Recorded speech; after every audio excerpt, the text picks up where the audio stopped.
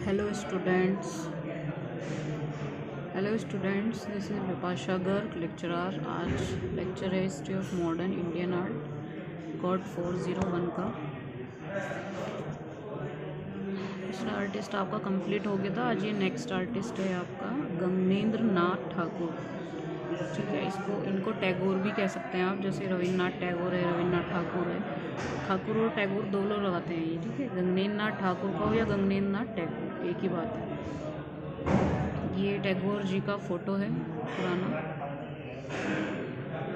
इसमें आपका first heading रहेगा जन्म एवं परिचय, सेकंड प्रभाव, थर्ड चित्रण कार्य, और उसके अंदर के हैं ये भाग, प्रथम भाग, द्वितीय भाग, तृतीय भाग, चतुर्थ भाग और पंचम भाग।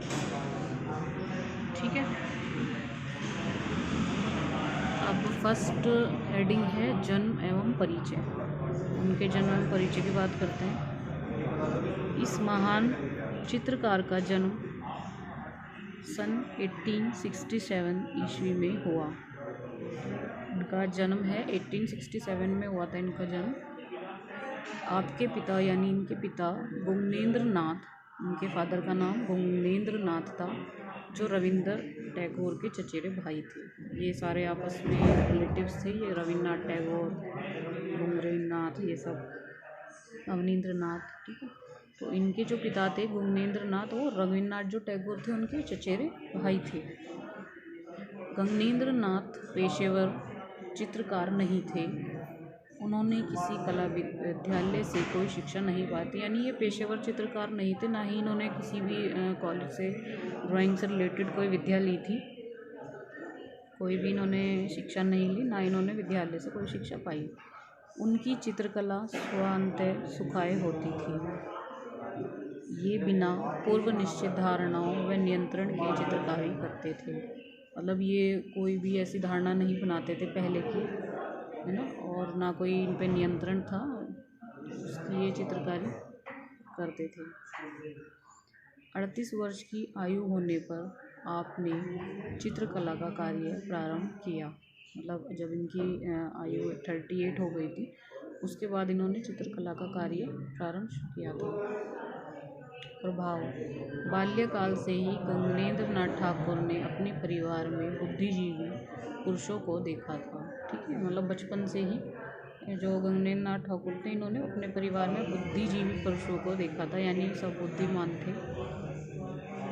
प्रख्यात लेखक, दार्शनिक, नाटककार, अभिनेता एवं संगीतज्ञ, साथ ही राजपूत मुगल शैली की चित्रवली का जो संग्रह आपके पास था। मतलब ये बताया है कि जैसे इनके जो फैमिली में सारे ज़्यादातर लेखक थे, दार्शनिक थे, नाटककार थे, अभिनेता थे और संगीतज्ञ थे। ठीक है, और साथ ही राजपूत और मुगल शैली की चित्रावली का संग्रह भी था इनके पास। रोमांटिक पृष्ठभूमि में प्रेम संबंधी विषय। यूँ तो गगनेंद्र नाथ के अनेक चित्र अवनींद्र नाथ के चित्रों के समान है। मतलब जो अवनींद्र नाथ के चित्र थे, मतलब इनके जो चित्र थे वो अवनींद्र नाथ के समान लगते थे। अन्य चित्र अर्जुन व चित्रांगदा के रोमांसपूर्ण चित्र में नायक नायिका कठिन परीक्षा के बाद पहाड़ के ऊपर खड़े हैं। जो इनके अन्य चित्र थे अर्जुन व चित्रांगदा, ये रोमांसपूर्ण चित्र थे, उसमें नायिका कठिन परीक्षा के बाद पहाड़ के ऊपर खड़े हैं। उनके पीछे अस्त होते हुए सूर्य की किरणों से लाल बादलों एवं हिमाच्छादित पर्वतों की पृष्ठभूमि में नायिका का सौंदर्य 1000 गुना बढ़ गया है। इसमें दिखाया है कि जो इसके पीछे अस्त होता हुआ सूर्य दिखा रहे हैं, उसकी किरणें आ रही हैं, तो इसमें बताया है कि इस चित्र में इन्होंने क्या दिखाया गया है। ठीक है, दूर क्षितिज में हिमाच्छादित पर्वतों से काल्पनिक कविता से मिलने वाला चित्र माया कानन है। चित्र को अग्रभूमि में गहरे नीले रंग का जलाशय है। मतलब जो उसकी अग्रभूमि है उसमें इन्होंने गहरे नीले रंग का जलाशय दिखाया है, जिसमें लाल कमल खिले हुए हैं। ठीक है, इसके पीछे पुष्पाच्छादित उद्यान, यहाँ पर 2 परियां जीने वस्त्र एवं व मुकुट पहने हैं। ठीक है, तो यहाँ पर उन्होंने 2 परियां हैं, वो जीने वस्त्र और मुकुट पहने हुए हैं। ये चित्र सन 1907 ईस्वी के बाद के हैं। मतलब जो ये चित्र हैं वो 1907 के बाद के बताए इन्होंने। जो आपने ओरिएंटल सोसाइटी ऑफ आर्ट से संबंध रहकर बनाए थे। मतलब ये ओरिएंटल सोसाइटी ऑफ आर्ट है, इससे संबंध रहकर बनाए गए थे। फलस्वरूप आपकी सर्जना भी इस ओर शनै शनै पनपी, यानी जो इनकी सर्जना थी वो शनै शनै पनपी। इस शताब्दी के प्रारंभ में दो जापानी चित्रकार ताइकान व हिंसदा टैगोर परिवार से मिलने आए। जापानी चित्रकार थे ये, इनका नाम था ताइकान व हिंसदा। ये टैगोर परिवार से मिलने आए थे दोनों।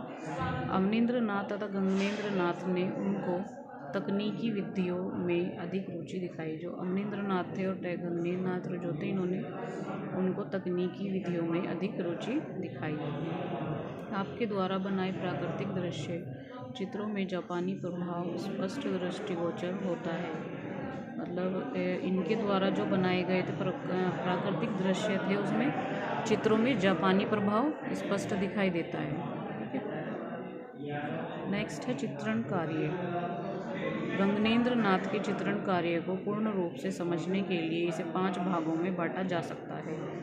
मतलब जो इनका चित्रण कार्य है उसको पूरे रूप से समझ लेकिन उन्होंने इसको 5 भागों में बांटा है। पहला भाग कौन सा है?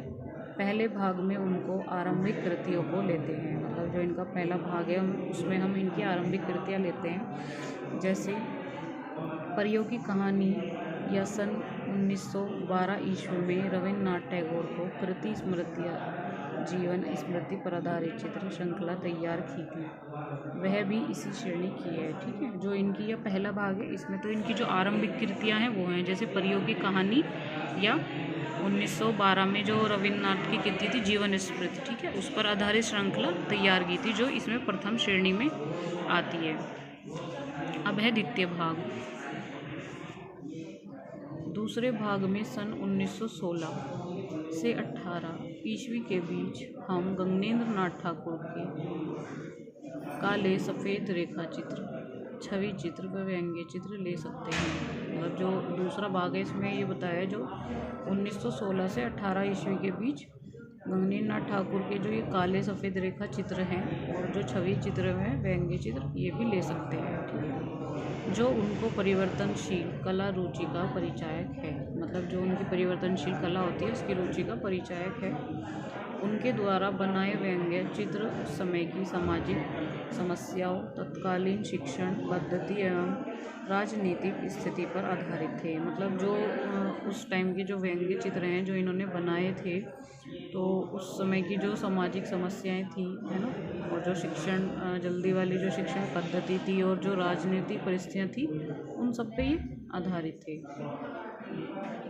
ठीक है, जो मनुष्य को अपने आचरण के औचित्य पर पुनर्विचार करने के लिए विवश करते थे। यानी जो मनुष्य के अपने आचरण होते हैं उसके पुनर्विचार करने के लिए ये विवश करते थे। आज की वीडियो में एक लइए से आगे कंटिन्यू करेंगे। ये